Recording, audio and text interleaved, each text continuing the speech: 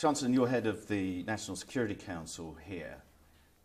Clearly there are a lot of preparations being made for the battle for Mosul, so-called.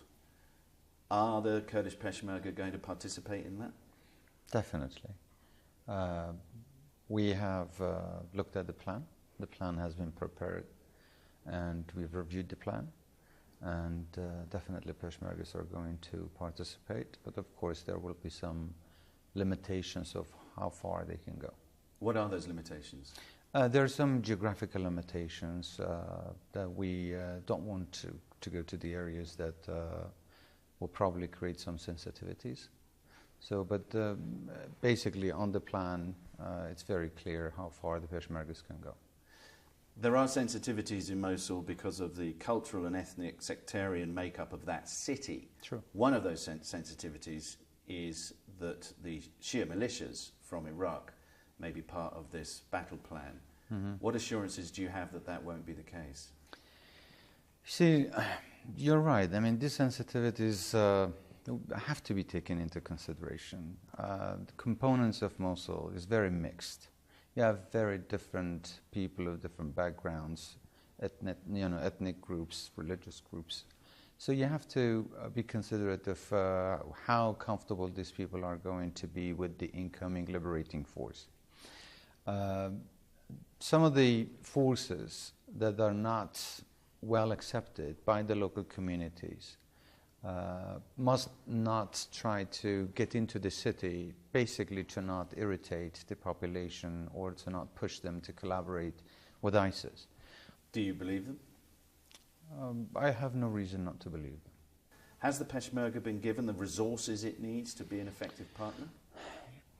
We have always asked for more effective weapons and resources to the Peshmergas. Unfortunately, they haven't been given what they have asked for or what they have deserved, especially in terms of giving protecting gears to the Peshmergas or the kind of equipments that they needed to quickly defeat ISIS, kind of weapons that they needed.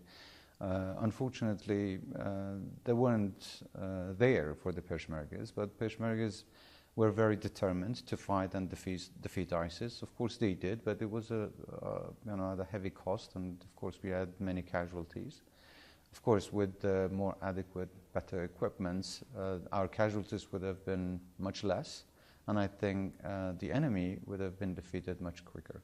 So do you feel used as Kurds? No.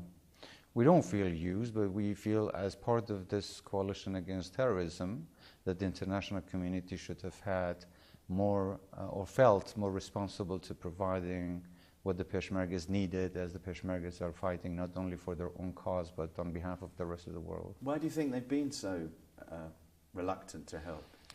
There are some, like I said, political sensitivities perhaps, but I think these are,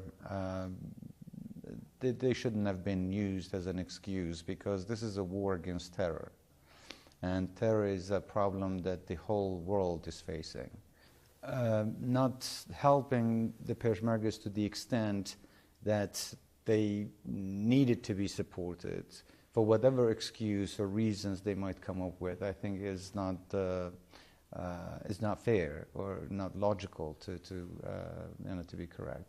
However, we do understand that perhaps there are some regional players that may not be very happy and satisfied with the kind of weapons that Peshmergas receive, as they think that the strength of Peshmerga is not in their best interest, which again, I would definitely argue that that's not the correct calculation of how things are, because the strength of Peshmergas here, the strength of Kurdistan definitely is going to help not only Iraq but the entire region.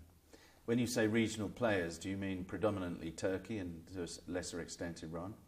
I don't want to name any country, but basically the regional players are very obvious, in all the countries that are here. And what preparations are you making for what some people have warned could be a humanitarian catastrophe? We have talked to the UN, we've talked to the coalition forces, we have talked to Baghdad, of course, and here in the KRG we've done all we can. So far, you know that we are hosting about 2 million IDPs and refugees from the rest of Iraq and also from Syria. We expect a big inflow of people from Mosul coming in toward here, toward Kurdistan. So their camps have been set up. But of course, we can provide them shelter, we can provide them security, but KRG doesn't have the capability to take care of them and provide all the needs for this large number of people that are coming in. You talk about a short campaign, that would be everybody's preference in Mosul, but the pattern in Fallujah, Ramadi is that it could take years. Is that something that you think is conceivable with a city this big? I think it's going to be a difficult war in Mosul. Based on the information that we have, they're preparing to fight very fiercely inside the city. They're digging tunnels. They're preparing themselves to fight. But at the end, during the war, you never know what happens. So they could collapse. You don't know, and that's what we hope. But we have to be prepared for the worst and for a long battle. Doesn't that risk besieging Mosul and hurting the civilian population over a longer period? Well, Mosul has been besieged anyway, besides what ISIS has been trying to provide and do for the people, or let people do for themselves. That's a better phrase. They haven't allowed any assistance or anyone to go and reach this civil population. So in any case, it's a hard time to begin with.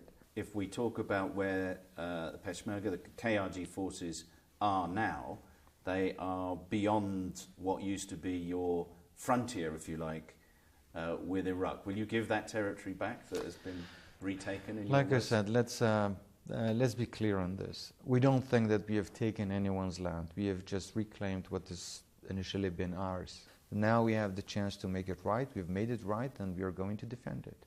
So you're not going to move? Absolutely not. In that context, whether you're looking at Mosul, at Anbar province, at the relationship with Kurdistan, isn't Iraq going to face more civil wars even after the defeat of ISIS? Well, let's be honest. ISIS is just a byproduct. It's just a result of some much bigger problems. The root cause of this problem is political to begin with. If Iraq had worked for the last 100 years, we wouldn't have had all these problems. It didn't work. It has never been peaceful or safe, not for their own people or the neighbors.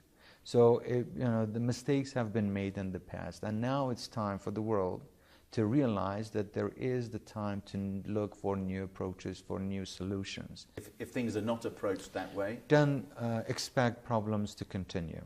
Expect terrorist organizations like ISIS to emerge again. Remember, before ISIS there was Al-Qaeda. So after ISIS there could be something else.